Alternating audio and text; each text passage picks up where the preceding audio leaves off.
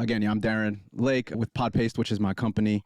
Hello to everyone out there watching right now, in the present, and in the future. I was originally asked to talk about video podcasting because I'm pretty bull and pro video podcasts as it helped grow my running brand 11x. So I have a running brand, and you can see the running stuff behind me, 11 times in size and reach over the last two years. And the reason why I decided to ask someone if someone would use video to help grow their podcast is because a lot of podcasters immediately think nowadays with all the hype around video, should I have a video? And if you're watching this, you most likely you are that podcaster. And these podcasters want details like the what, the why, the hows. But before you do anything of that, again, should you use video? You should always ask, should I do this thing? Not, I have to do this thing. So should you use video to help grow your podcast? So I'm obviously pro video podcast. So as a bit of a teaser, this is what video podcasts do. This is what a video podcast will do for you. So I'm giving a little cold intro teaser of sorts. Podcasters know about that. I started with this audio file. Then I did this with planning strategy and knowing what to do before I booked my guest. I wrote my outline. So way before I even hit record. So I knew I was going to do all of this. Is what I then ended up making. And this is all from a podcast. And this is called Cascading Content. And I'll get into the details of this. You'll see this slide again, but social video, shorts, short videos, quotes, video clips for YouTube, shorter video, podcast stuff, podcast, newsletter. And that's all because I hit record on a camera when I started my podcast. And that's the video podcast power. So a little bit about me. I'm in Sydney, Australia, which is obviously on the other side of the world. Started out in New York, moved here about 12 years ago, started Podpaste in 2017, founder and executive producer. We do everything from content creation, strategy, production, marketing, and use a video podcast first approach for clients. And again, our podcast work has reached over 1 billion people. I like to say that because I did the numbers and was like, oh, wow, we actually have reached 1 billion. We have some clients that reach a whole lot of people with their podcast. So it's a nice big round number, but it's cool that we're doing all that. So who we've worked with, a bit more credibility on my end. We work with big companies like Google, McDonald's, Nike, and small companies and podcasts that top the charts in their respective niches. So work with a medical podcast that's probably number one. If you're not a doctor, you wouldn't know about it. But it's huge in their industry. And before that, I was a musician that loved the administration side of things and marketing side of the music business. So I have this like half creative, half analytical brain. And I fell in love with narrative podcasts. Way back in 2008, I had that driveway moment with Radiolab and produced my first podcast back in 2014 because music producer, audio, it all made sense. So I finally got to turn my passion of writing, creating, marketing, audio, and now video into reality, which I think honestly, as a creative person, you start to realize it's all the same thing. All right, so what you will get out of this, key takeaways. 1, know the pros and cons of video podcasting for someone that has figured out how to do it cost effectively, and I failed a lot. Determine if video can help market your podcast effectively. Basically, know if you should or should not use video to help market your podcast. The whole kind of crux and thesis of this. Treat your podcast as a central hub for broader branded content. Learn basic social media marketing and promotional tools and tactics to grow your podcast. Basic. We don't go in detail, don't have enough time. And if you stick around to the end, I'll show you some pretty cool real world numbers of how I 39x the reach of my content. I had 30x on there, 38, and basically increased the visibility about 52,000 more impressions than just spinning it out as just audio. So I'll do that at the end. Hang around to the end, please. And give me a second. I want to set up the whole should you. So it will take a few minutes to get into the should you. I'm not going to go straight into it because it's like, what's the point of watching and listening if I just tell you all this? What this won't be about. This is to not waste anyone's time. The few people that are in here, thank you for staying around. Feel free to leave after this list is read. This won't be in-depth technical how-to of video editing and production. I'll touch on the tools I use briefly and a bit of the method. This won't be about gaming any algorithms or for a new audience, understanding your niche and their preferences. This is what you need to do. You need to understand your niche. This is just supplement the video podcast. It's just like taking pills.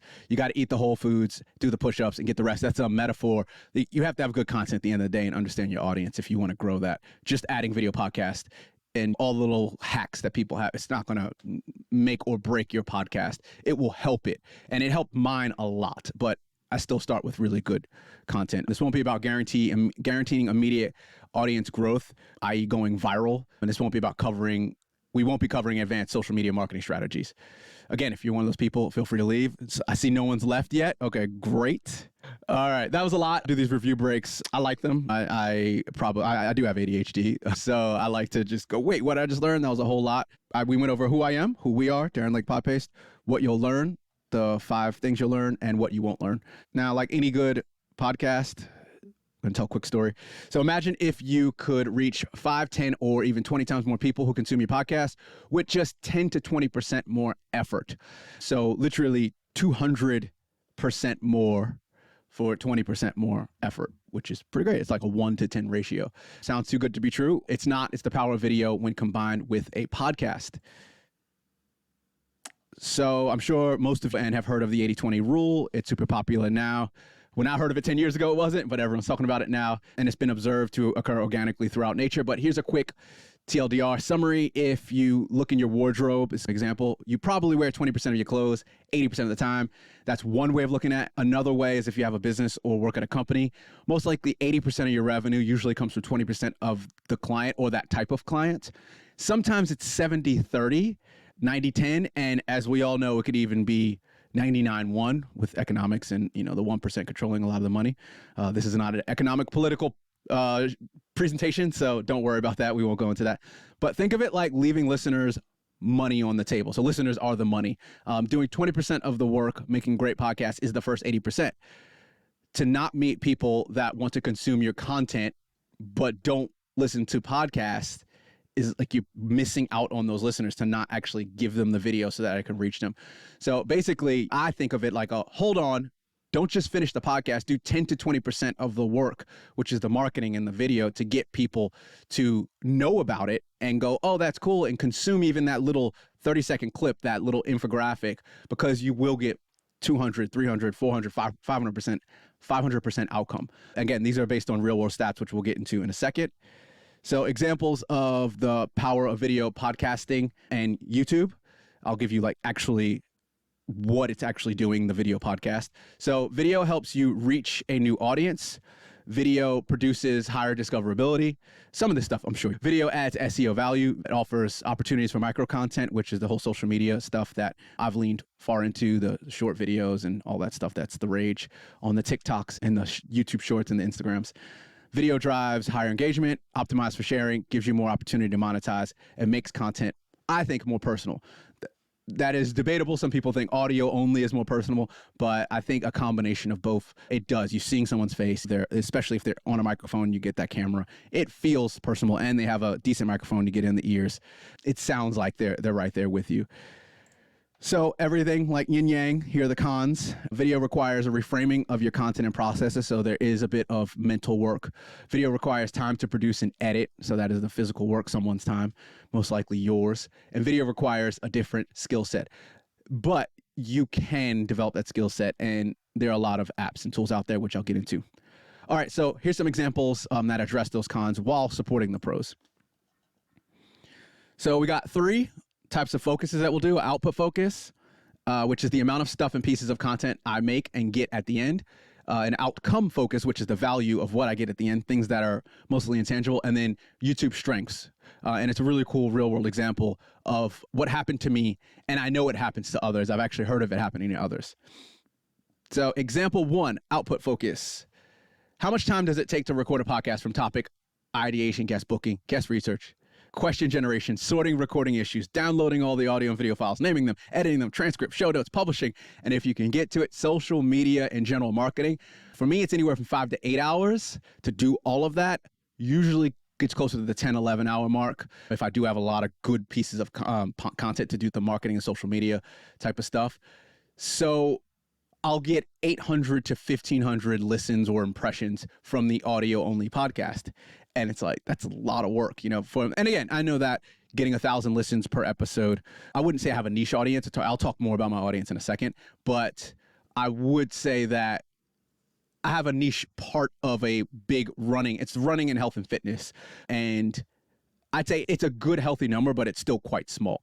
Some people with 50 listens and they're very happy would be like, whoa, 1,000? You're saying that's small? That's not fair. So it's all relative, and I don't want to. Someone might have 100,000 listens on the podcast, and they might be like, 1,000 listens, that's it. So the listens thing, as we all know, it is relative. But ironically, if I make sure to record video from the beginning and know how to use that video, it's only another 1 to 2 hours. So that's how I get to 10 hours.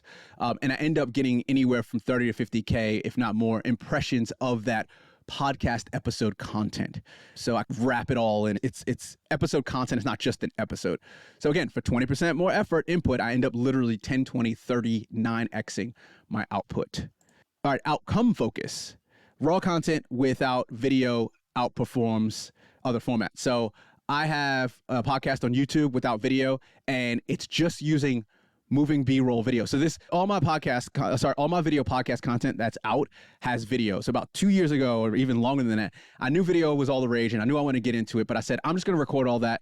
I'll go back and edit my videos later. I just want to put the audio out. So then I was like, okay, I need to start figuring this video thing out. And with this one, I'll give you more detail on this in literally 1 minute. But with this one episode, which is really interesting, and again, it's a great example, I didn't even record me and the guy talking. I did, but I didn't edit it. It was really messy, but the raw content was good, and people stayed around because it was just very valuable. And the small bit of production that I did to make it video made it fly. So what I mean by B-roll video is, because it's a running podcast, I had me and the other guy, just video of us running. So whenever he talked, it'd be video of him running or doing something running related. Whenever I talked, and I was being so lazy, and I didn't even think to add in closed captions to it, because I was like, oh, people just click the closed caption button on YouTube, but people did not click that. So that means that the raw content worked.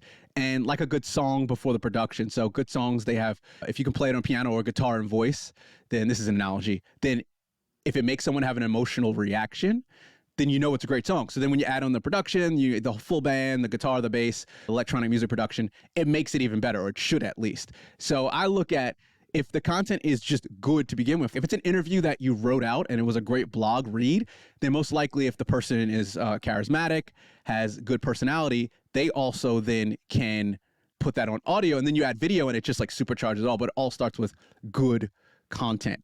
And now I'll go to the YouTube example. So this is the video. So I did actually record an intro for this. And I think I like to have all my videos, even if for some reason, they all have video. All my video podcasts do have video. But for some reason, if I were just to use audio, I would at least record an intro. So the first minute, people see me and they're like, okay. And then it engages them for a second. I'd have B-roll cuts and whatnot. And you can see the chart on YouTube, the drop, but everyone has the drop off on their content. So yeah, if I have any podcast on YouTube, they have the person saying the words, except for this one, So, okay. And it's like, I just put it up there. I almost did not put this video up on YouTube because I was like, oh, I had to basically re-edit the video. I already did the audio. I didn't edit the video at the same time as the audio. And I was like, I'm not doing that. And then I was being lazy and threw up the video. Again, this is a perfect example of the strength of YouTube algorithm and discovery engine. If it was just podcasts only, I wouldn't have gotten past the 1,000 people that consumed it at most. But because the internet is potentially 8 billion people, and my podcast niche running market cap is 621 million people that are into running, the podcast only format leaves so much potential. Okay, so I ended up getting 18,000 views from this. And this is by far like the second most views I have. And I'm very new to YouTube. I just jumped on YouTube 3 months ago. I have been using video to promote my podcast on Instagram Reels and TikTok for the last 2 years.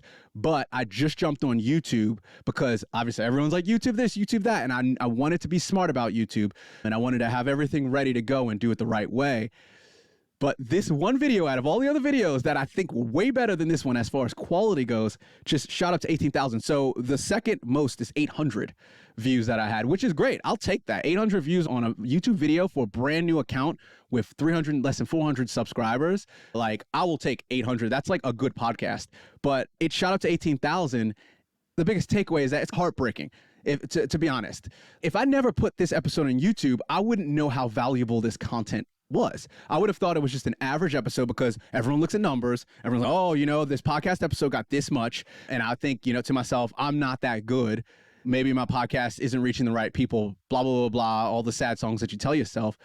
But the YouTube algorithm proved to me that I actually had good content and I just needed a tool and a vehicle to reach that. So again, I'm obviously super pro YouTube, very pro podcast, but this is so new to me. This happened all last month, and I was so happy I didn't present last month because I have this case study of YouTube, and it just goes like podcast. I'm sorry, I love podcasts, but there is no magical, I'm going to show you a podcast to a whole bunch of people that really want to watch it. That doesn't happen in the podcast world. You got to promote the hell out of it. You got to hope and pray that someone does X, Y, Z, and people aren't getting on the Apple charts anymore. In that front page of Apple, people aren't searching that way. I will stop beating that dead horse. YouTube is great. I haven't even gotten to should you use it yet, but these are just all evidence and more examples and raw data. Proven data on the impact of video in podcasting.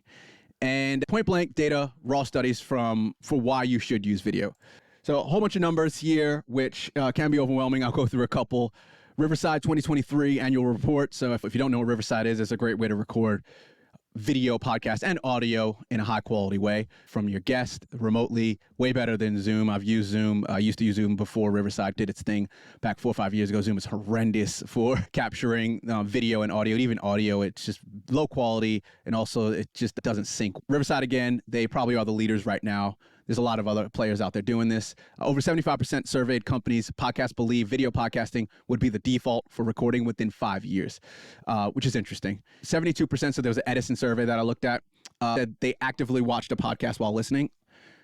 And I'll just jump into that. So 13% of those surveyed said searching YouTube is the place they go to most often to find a new podcast. I'm sure a lot of that, if you don't, then this is really interesting. And it goes to show, like, people go on YouTube to find podcasts. And while they might not then consume said podcast, but they go on there to actually search and find podcasts. And I've done that myself before I got onto YouTube and became very pro YouTube. Podcast newcomers who started listening in the past were more interested in watchable podcasts, 58%. And 85% of companies already use video for podcasts. So this is more, Riverside is more B2B based, so business to business company based, versus I know some of you might be more B2C, which is consumer based, or you just have followers and fans, depends. But I find that really interesting because companies really do want video, and we are leaning towards that. If video gets cheaper, it gets easier, quality goes up. Companies like Riverside are coming out. There's a bunch more that can record video. It just makes it easier. And 38% of consumers prefer YouTube as their podcast player. I think that's in this slide here. So yeah, there's a whole bunch more numbers in there that we could go over in another deck. That's a lot. Quick review. Intro story tie-in to help you all. The 80-20 theory. Examples of, it's actually a principle, it's not even a theory. The examples of power of video podcasting YouTube. My story, imagine if you could put 20% in and 5, 10, 20x out. Pros of videos, cons of videos. Pros are reach new audience, SEO engagement, and more personal. Cons are new process, more time, different skills.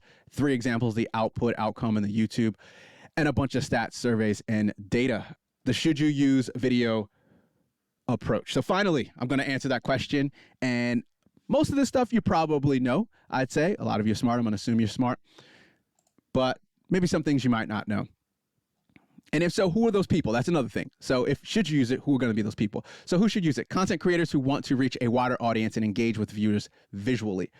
Podcasters who have a visually oriented topic, such as cooking, DIY, fitness and health, or fashion, are really good. That's just a small area. I've seen it work. I've seen video work for some boring topics work really well. I'd say video probably spices them up a bit more.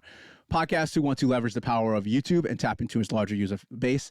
Brands or businesses that aim to create a stronger visual connection with their audience and showcase their products or services. So who should not use it? Podcasters who prefer a more intimate and audio-focused format without the distractions of visuals. That's a huge duh. Individuals who are uncomfortable or inexperienced with being on camera and prefer the audio-only medium. Podcasters and businesses with limited time and resources to invest in video production and editing. That is probably the biggest one. Topics that are highly technical or require a lot of explanation, which may not translate well into visual format. Sometimes. I read this and I was doing my research and I was like, but visuals can actually make complex topics, numbers and wordy things more tangible and easier to understand with video. Just putting up the pie chart of study, that's better than saying 85%, 14% when you're talking. I know that for a fact when I've done a lot of narrative podcasts. When you talk about numbers, they don't translate well in narrative and storytelling. You have to show them or say it in a certain way. So video helps get that point across. And podcast is business, targeting a niche audience that prefer audio only content. A lot of these are like, if you just like audio, just do audio. I think the biggest one is number 3 for sure. I won't touch on that because we don't have enough time. That's probably a whole nother presentation and idea and topic, which is how to use the least amount of resources, your time, money, energy, to get the most out of video. I'd love to tell you more about that. And again, that would be a 45-minute presentation that maybe I'll turn into a course later. All right, breaking down content, stacking, repurposing, or as we call it, cascading content framework. And this is introducing our super custom content stack that enhances your podcast reach and impact. Again, I promise at the end, I'll show you some real world examples and numbers of how I use this to help my podcast. This framework is inspired by the podcast host and Gary Vee, which, yes, podcast host Cullen, they did an article on this, and it has been successfully tested and is now being rolled out for a few of our lucky clients. We just had a client sign on that wants to do a large amount of this, which is pretty cool. And all 3 of these frameworks are very similar. You can have it as I guess this one over here is as a funnel, and I'll go into the details of this. Or you could have it as a waterfall, or you could do it as a virtuous cycle where they all come in. And I'll go into details and it'll be blown up in a second. All right, so the 3 things that they have in common is that high value, not just high quality, and you're giving value to your listener and user, whatever it is, watcher, and you're giving people something that they can't live without, or you're solving a problem, or you're answering a question. That's high value.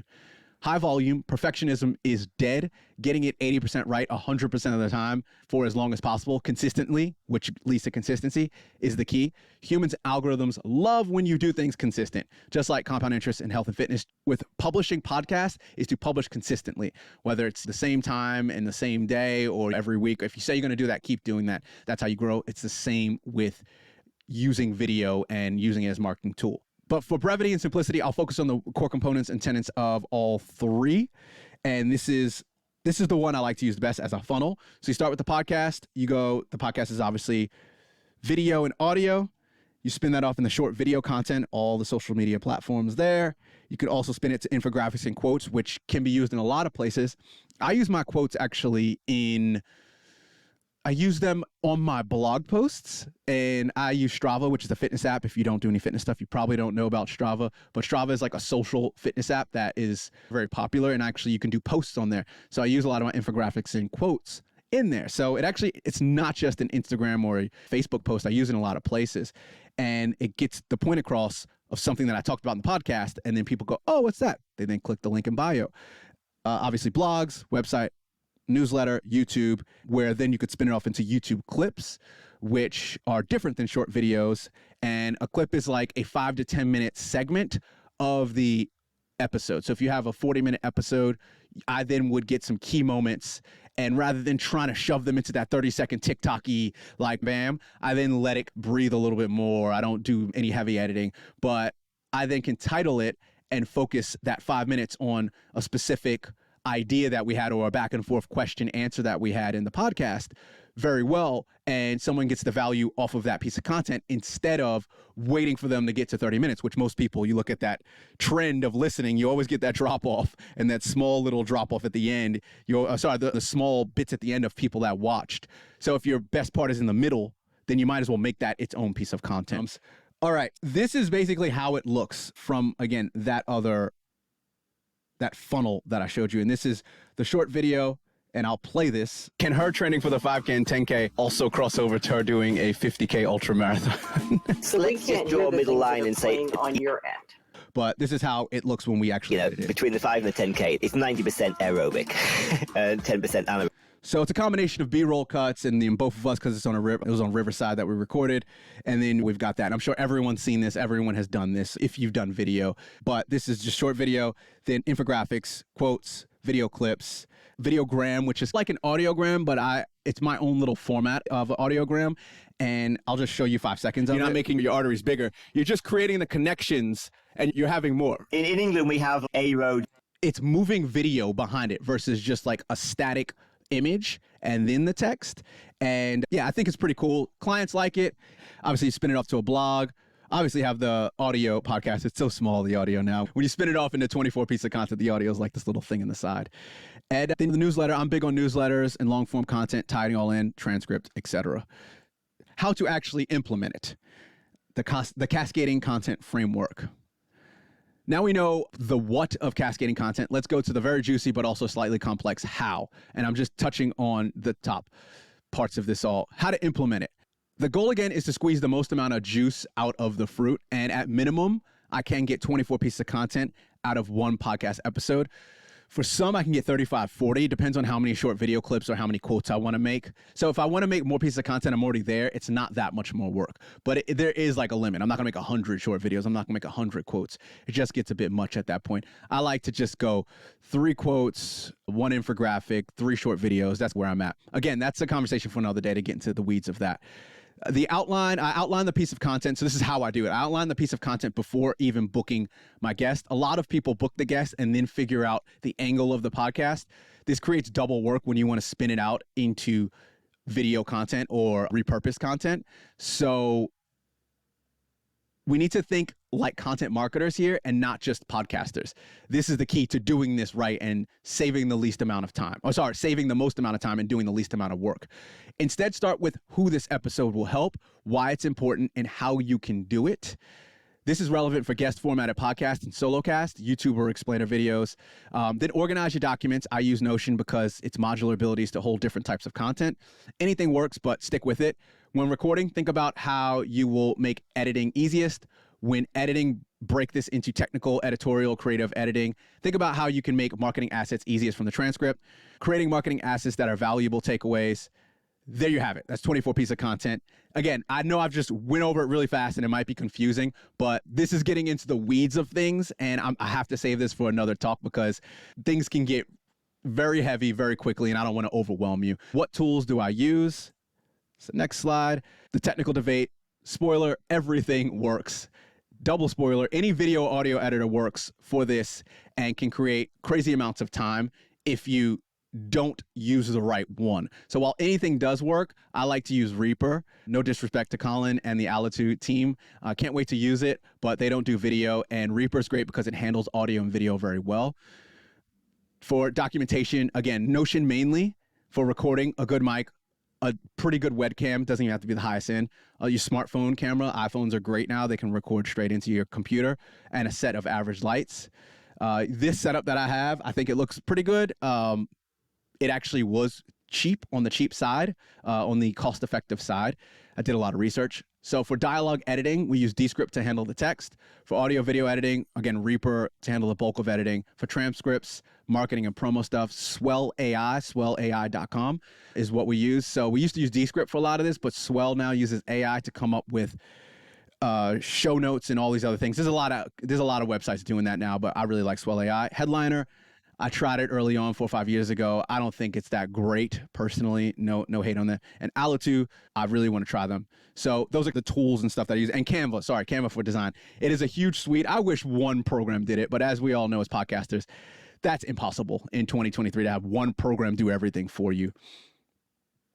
All right, the downsides of this whole process. Always talk about the bad with the good. What would you think are potential downsides for this? So I'm going to give you all kind of the question in 5, 4, 3, 2, 1.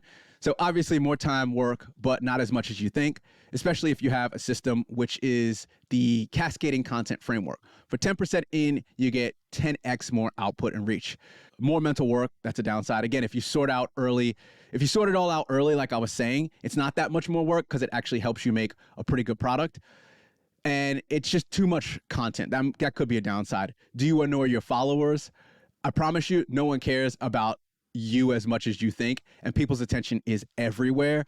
They're not going to see your stuff as much as you think. Even someone that follows you a lot probably isn't going to see. And you know what? If they follow you a lot and they really like what you're posting, then that's great that they're seeing more and more of your stuff. That means that they're becoming super fans.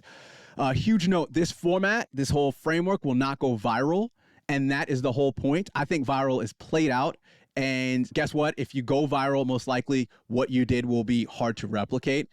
And unless you're Mr. Beast or you're type of super general type of content creator where you like a large audience. And if you do get the people that follow because it went viral, they're transient and they want more of that type of thing that you could only do once. This method is boring, and anything, it's slow goings. Like the stock market and baseball, you have these average days, but some days are really good and some days are bad, but it's just average of slightly above average. It's an average of slightly above average that then adds up. And when you average it all out, you've gotten way more reach, eyeballs, ears, and general awareness of your brand or episode than if it was just sitting as an RSS audio file. I know that, and I'm going to get right into that. So again, I liken this to compound interest. You save, you invest, you don't look at your bank account, you don't take the money out. And then after a year or two, you're like, whoa, look at all these people I've reached. My brand has actually grown. So quick review, and then I'll jump into the case study and I'll open it up for questions. We talked about the cascading content framework and anatomy, how to implement this. This is just the tip of the iceberg.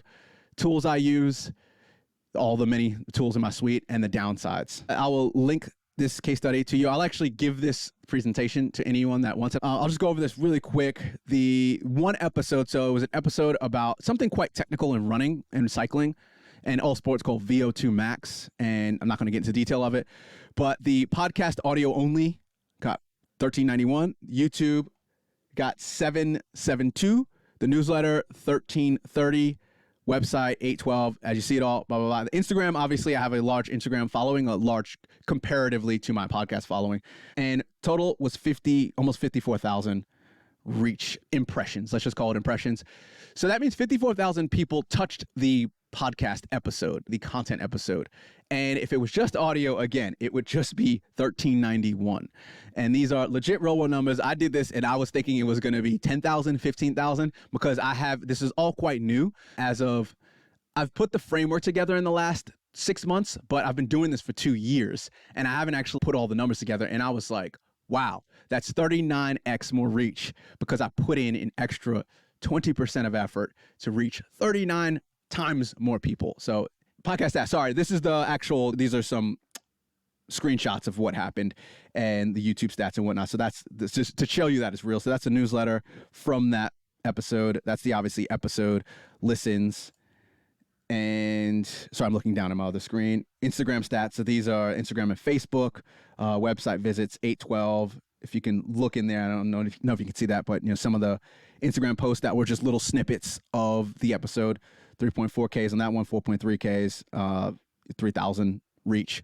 So as you can see, just little small snippets were getting more reach than just the podcast. Yeah, thank you so much. We made it. We went through a lot by leveraging the power of video. You can amplify the impact of your podcast and reach a wider audience. Don't limit yourself to the traditional interview format. If you can, embrace new possibilities and explore the potential of video podcasting. Remember, with just a little more effort, you can exponentially increase your podcast reach and engagement, which overall serves everyone, your audience, and hopefully you. Thank you for your time. I have a bunch of links, learnings, and citations